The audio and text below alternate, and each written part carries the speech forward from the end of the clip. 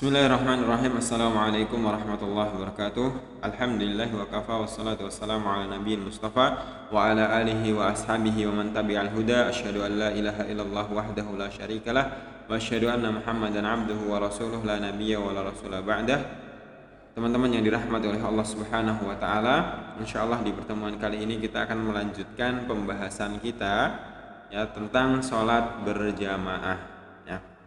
Insyaallah kita akan membahas tentang tata cara sholat berjamaah, kemudian posisi imam dan makmum dalam sholat berjamaah, kemudian hikmah dari sholat berjamaah. Ya, insya Allah itu akan kita bahas. Nah, langsung kita masuk tata cara sholat berjamaah. Nah, kita sebagai seorang muslim, ya itu diperintahkan untuk melakukan sholat berjamaah. Ya, bahkan para ulama mengatakan sholat berjamaah itu hukumnya fardu ain.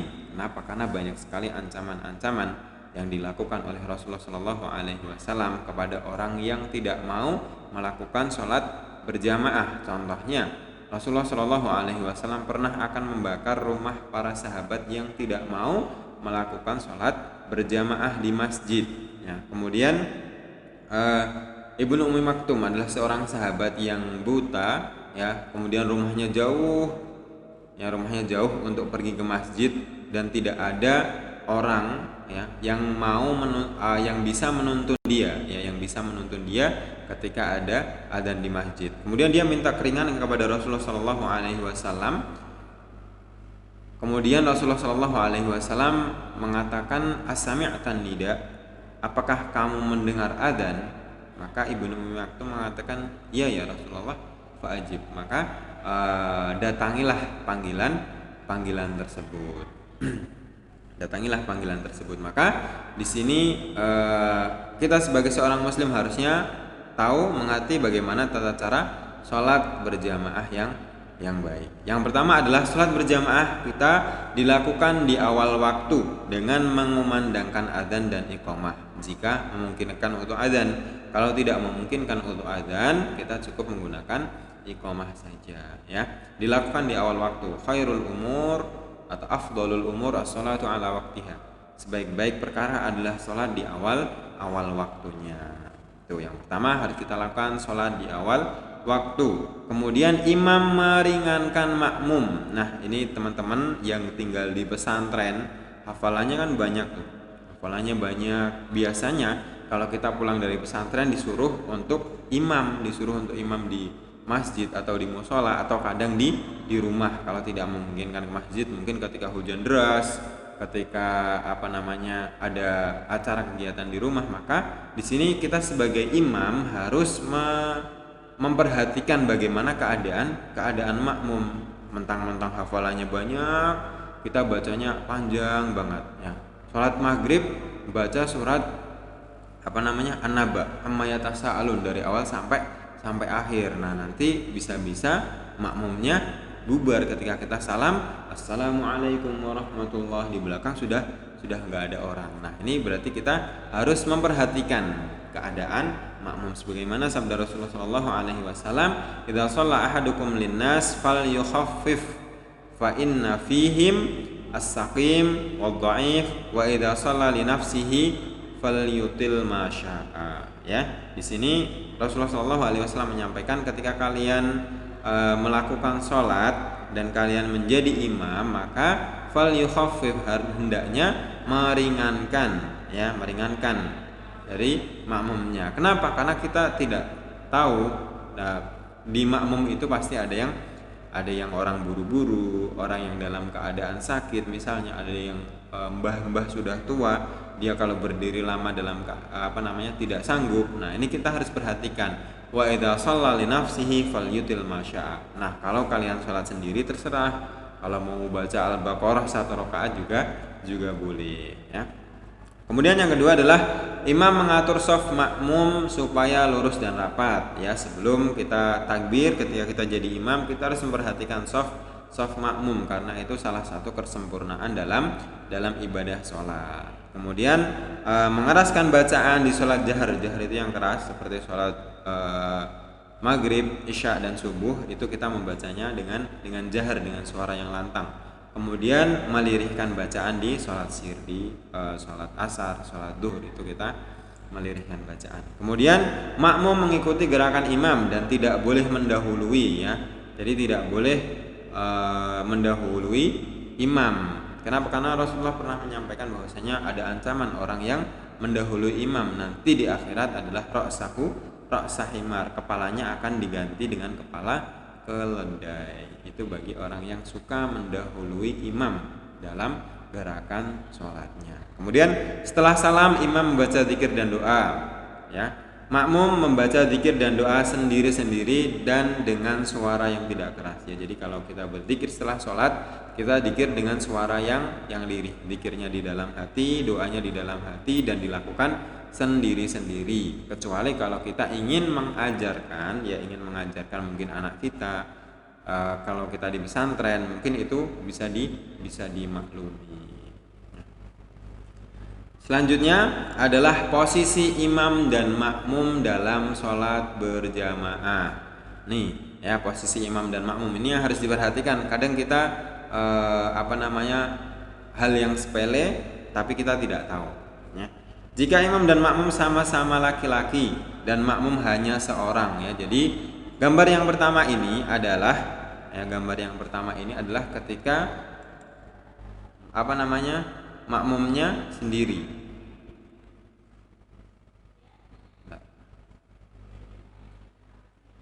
Ya, jadi ketika gambar yang pertama ini adalah ketika makmumnya sendiri.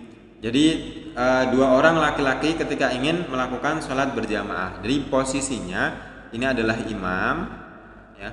Posisinya ini adalah imam, kemudian sebelah kanannya makmum. Jadi makmumnya di sebelah kanan, agak munduran dikit, ya, agak munduran. Tidak boleh sejajar, ya, jangan sejajar. Jadi agak munduran, ya. Itu di sebelah kanan, kemudian agak mundur ke belakang. Itu kalau untuk posisi dua-duanya adalah laki-laki dan makmumnya cuma satu imam satu makmum, itu posisinya di sebelah kanan, ya. Jadi makmumnya di sebelah kanan agak mundur ke belakang sedikit. Kemudian jika imam laki-laki diikuti satu atau lebih jamaah perempuan, maka posisi makmum berada di belakang imam. Nah, beda kalau makmumnya adalah perempuan, ya. Kalau imamnya laki-laki, makmumnya adalah perempuan, maka makmumnya berada di belakang imam, ya, tidak boleh berada di sampingnya, berada di belakang imam. Baik itu makmumnya satu atau dua, itu berada di belakang imam, tidak boleh di samping imam, karena nanti akan mengganggu kekhusyuannya. Apalagi kalau makmumnya masih muda, cantik, nanti imamnya nggak khusyuk. Nah, maka dia berada di belakang. Kemudian selanjutnya posisi imam dan makmum. Jika makmum dua orang atau lebih dan semuanya adalah laki-laki, ya, makmum berdiri membuat shaf di belakang imam. Jadi seperti ini, ya, seperti gambar yang ada di sini. Ini adalah posisi imam. Ini adalah posisi makmumnya berdiri sejajar lurus di belakang dengan merapatkan, ya, bahunya dengan tumit. Itu harus didapatkan, ya, bahu dengan tumit. Jadi ukuran rapat itu adalah ukuran sejajar lurus dan rapat itu adalah bahu kemudian tumit, ya, bukan jari depan tapi tumit belakang. Tuh, ini kalau makmumnya semuanya adalah laki-laki, ya. Jadi seperti itu. Jika makmum laki-laki dan perempuan, maka makmum laki-laki di depan, lalu makmum perempuan di belakang. Nah, seperti ini. Ini adalah imam, kemudian makmum di depan, kemudian yang perempuan di belakang. Ya. Ini adalah satirnya, penutupnya. Ya. Lalu bagaimana dengan ketika kita menemui musola ada yang di samping. Jadi laki-laki di sebelah kanan, perempuan di sebelah kiri, ya. Boleh nggak, Ustaz? Nah, itu ada yang membolehkan dengan syarat ketika kita sudah tidak memungkinkan untuk berada di depan dan belakang, itu baru boleh di samping. Kalau masih memungkinkan untuk di depan dan di belakang, maka susunan makmumnya tetap harus yang laki-laki di depan, yang perempuan di belakang. Seperti itu.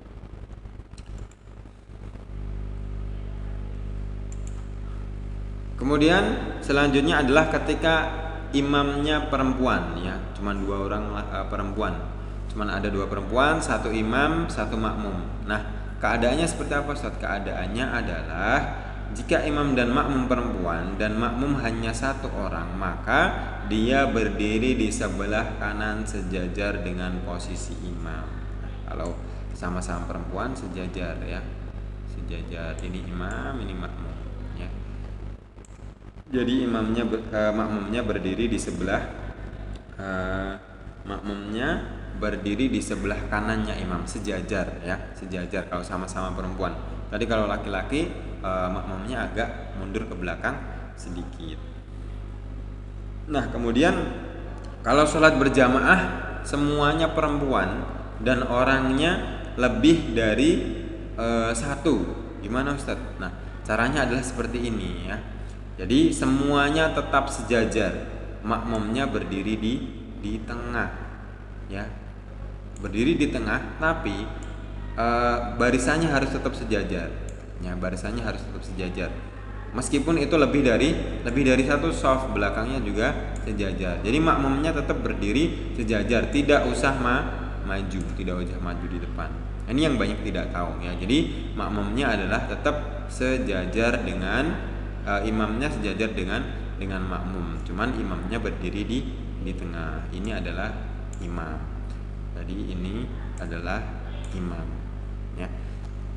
Nah, sampai sini bisa dipahami. Semoga insyaallah ini bisa dipahami, ya. Ini untuk posisi keadaan imam dan makmum, ya. Semoga ini bisa dipahami. Nah, selanjutnya adalah hikmah sholat berjamaah. Apa sih hikmah sholat berjamaah? Yang pertama adalah meningkatkan ketakwaan kita kepada Allah Subhanahu wa taala. Karena kalau kita sholat berjamaah, kita bertemu dengan orang-orang yang soleh, kita kumpul bareng dengan orang-orang yang soleh, bisa saling mengingatkan, maka itu akan menambah ketakwaan kita kepada Allah Subhanahu wa taala. Kemudian yang kedua, menambah kekhusyuan dalam ibadah, ya.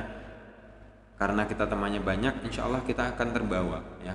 Ketika imamnya bacaannya bagus, sholatnya tidak terburu-buru, maka di situ akan menambah kekhusyuan kita dalam beribadah kepada Allah Subhanahu wa taala.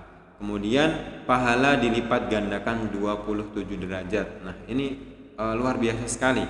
Kalau kita sholat munfarid itu hanya 1, tapi kalau kita sholat berjamaah itu 27 derajat. Ini kalau kita nggak kepengin, kita nggak tergerak hatinya untuk melakukan sholat berjamaah, maka kita termasuk orang yang merugi, itu, ya. Kemudian lebih disiplin dalam mengerjakan sesuatu, ya. Kalau kita berjamaah ke masjid, pastinya kita akan melakukan sholat di awal waktu, maka ini adalah biar kita lebih disiplin dalam mengerjakan sholat, memupuk persaudaraan dan memperkokoh persatuan, ya. Jadi ketika kita ke masjid, maka ketika kita tidak melihat salah satu saudara kita yang tidak ada, oh, Pak Edi kemana ini, kok dari kemarin nggak kelihatan, oh ternyata beliau sakit, nah nanti kita menjenguk. Nah, itu adalah contoh dari hikmah sholat berjamaah. Jadi persaudaraannya lebih kokoh, ya, dan persatuannya juga lebih kelihatan. Kemudian menyebar ajaran Islam di masyarakat, ya. Jadi itu adalah salah satu syiar bagaimana kita mengajak sesama muslim untuk lebih mendekatkan diri kepada Allah Subhanahu wa taala melalui sholat berjamaah. Kemudian tidak membedakan status sosial, ya. Jadi kalau kita di masjid itu tidak membedakan status sosial, sama-sama semuanya tidak memakai sandal, ya, tidak memakai sepatu, ya, baik itu yang kaya yang miskin sama aja, ya. Kemudian ketika sholat sama-sama kita meletakkan kepala kita, meletakkan bagian badan yang paling mulia di lantai, ya, dimana itu lebih rendah daripada anggota badan yang paling tidak baik, ya, yaitu dubur, ya. Maka di sini kita sangat merendahkan diri di hadapan Allah, dan itu adalah bukti bahwasanya kita sama di hadapan Allah Subhanahu wa taala, tidak ada perbedaan status sosial, ya. Kemudian taat pada pemimpin selama tidak melakukan kesalahan, dan ketika pemimpin itu melakukan kesalahan kita mengingatkan ya. Contohnya ketika imam, kita wajib untuk selalu mengikuti imam, tapi kalau imamnya melakukan kesalahan, misalnya lupa dalam rakaat ataupun salah dalam membaca ayat, itu kita mengingatkan. Dan ini yang harus kita aplikasikan dalam keseharian kita ketika kita di sebuah lembaga misalnya, atau di pesantren kita dipimpin oleh seorang pemimpin ya. Ketika itu baik ya sudah kita ikuti, tapi ketika itu jelek, ketika itu buruk, kita ingatkan, pastinya dengan cara yang baik ya.